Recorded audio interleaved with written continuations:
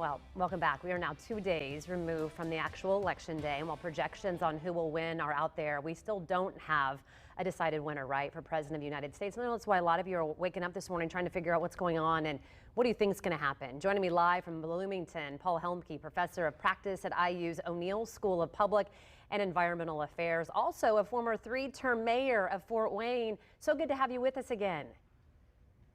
Hey, it's great to be here again. Absolutely. I want to start with when a call is made for a state for President of the United States. So far, if you look, for example, at Fox News right now and us, you're going to see that Joe Biden has 264 electoral college votes. And you're going to look maybe at NBC or CBS or ABC, and you're going to see that Joe Biden has 253. Can you talk a little bit about who makes decisions? A lot of people think this is coming from state leaders. How does this work, and why is it working this way?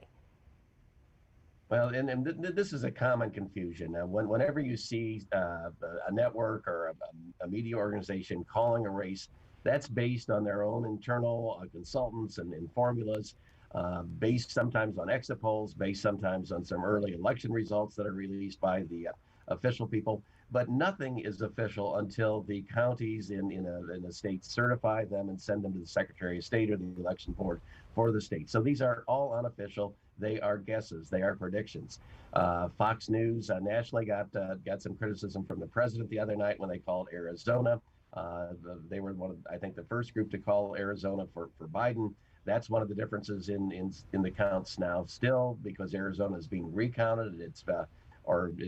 Votes are still coming in Arizona. It's not being recounted. So that's a very close election. But all of these are unofficial. And whenever people say, oh, these numbers don't make sense, those are unofficial numbers. They are media numbers. They are not official from the election people. And that confuses a lot of people. So generally the people that do this every year, they have a system. They do a pretty good job with it, some better than others. But don't rely on that until you get the official election results. Let's talk about then, too, why then in some cases there are lawsuits filed. President Trump has filed at least, or his campaign, I should say, has filed 3 lawsuits now in states, plus Wisconsin asking for the recount because it's so close there. What is your opinion on these lawsuits? And, a lot of times they can, take a long time, or in some cases not very long. Anybody can file a lawsuit. I saw a quote yesterday that said a lawsuit is a tweet with a filing fee. Mm-hmm. Usually you wait until a county or a voting area has certified some final results. Then you have a right to ask for a recount, like they're going to do in Wisconsin. But to file a lawsuit while they're still counting votes, that's almost never done and almost never goes anywhere. In Florida in 2000, basically you had the results in, and then you had the recounts, and then you had all the controversy that ended up in the Supreme Court. This year, they're still in the process in Pennsylvania and Georgia and Arizona. I think it's too early to have any sort of legal theory that's going to go anywhere.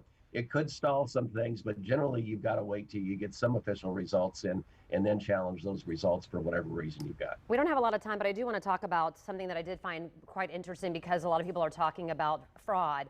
In a lot of cases, though, when it comes to what President Trump, his communications director specifically he asked the media to clarify, saying they want to go in and be able to watch over. They are claiming that they're not being able to go in and actually watch the vote count.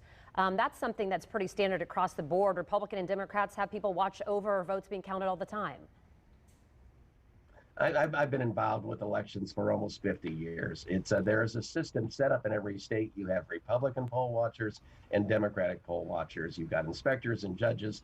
It's a system where most people do this every election cycle. They know what they're doing. The professional staff is good. The volunteer staff is good. The examples of fraud in this country are so minuscule, you're more likely to get struck by lightning than to find voter fraud. Individual campaigns do not generally have a right to come in and interfere with the party process until they have asked for a official recount after the votes have been totaled. Then the person that asked for a recount can send their team in. I think what's happening now is President Trump's team is trying to get involved when the local Republican parties have already been involved since the start on this process. That's not the way the system works. All right. Thank you so much for clarification there on all of those things. We'll see you again, maybe even tomorrow, if you can get up early for us. Okay. We love Well, your hope we got insight. some final results. I know, all right? We're going to Okay, keep thank you. watching. Don't forget that you can get, again, the latest results, fox59.com/election.